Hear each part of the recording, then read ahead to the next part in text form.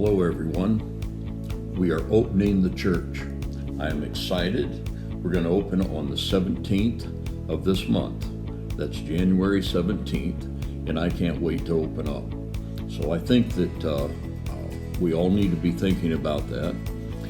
We do know that the virus is higher right now as far as the number of people getting it, and number of people hospitalized, and number of people dying. It's higher right now than it's ever been. But we also believe that we know things now that we did not know back in March. We didn't know even in October. We know how we can open our church and be safe. The first thing we're going to do is everyone's going to have to wear a mask. Like this. Up over your nose, down over your chin, and you're going to have to wear it. You say, well, preacher, I don't like that. We have people that cannot come to church unless everyone wears a mask. So I'm not asking you to do this for you. I'm asking you to do this for people who you want to come to church, others who you want to be there.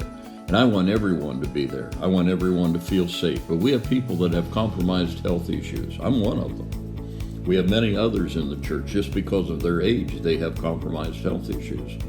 So we need to do this. This is a very little thing to open up. Put on your mask, wear it like this, up over your nose and over your chin, the same way as you do when you go into the grocery store. If you go into the grocery store, my wife and I haven't actually went into the grocery store that I can remember. I think we went to Costco once to get water or something, but we're thankful for we have kids and grandkids that will do a lot of that running, and now we learned how to pick it up at the store. They just bring it out, put it in the back end. You don't have to see anyone. We're going to have music. Michael's feeling better. He'll be back. He'll be leading the singing. We're not going to have a worship team because we can't really have a practice right now. So at least on the 17th, we're not going to have any instruments other than the piano.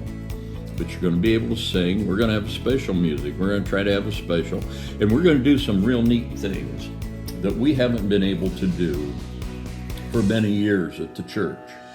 And I think you're going to find the prayer time being extremely inspirational. I also think there's a couple other things that we're going to be able to add because we are in smaller groups. 9 o'clock and 11 o'clock, we're going to have both services. And I believe that during that time, you're going to be able to see and communicate with one another in a way that we haven't been able to do for a while. Anyway, we have some real neat things lined up for you. For those of you who can come to church, those of you who can't, we're not pushing anyone. We're not asking you to put yourself into a position where you might feel compromised. We want to thank you that you've been supporting the church so well. We didn't qualify right now. We didn't anyway qualify for the any COVID money because our offerings aren't low enough to do that. You have to have one quarter that's lower than 20%. We don't have any quarters that's lower than that. So right now, they may change the rules or how they attribute the money, but even with the daycare being closed for so long and not being able to have the car show and many of the other fundraisers, we still, our people are givers. You're supporting the church, and we thank you for that. So we're going to open up on the 17th. We're going to have a good service. We're going to be able to improve that service week after week after week after week. Right now, on the 17th, we're not having youth, and we're not having the Marty's Bible class. Okay. Greg, we've kind of left that up to him on what he does on his end with that class. So anyway, we are excited. We're ready to open. We're ready to do more. And get on Zoom if there's Zoom programs. Youth, I encourage you to get on with Josh. If you can't get on with Josh, send him a note and tell him that you can't be on Zoom, that you've got to work or you've got ball practice or whatever, so he can give you a one-on-one phone call.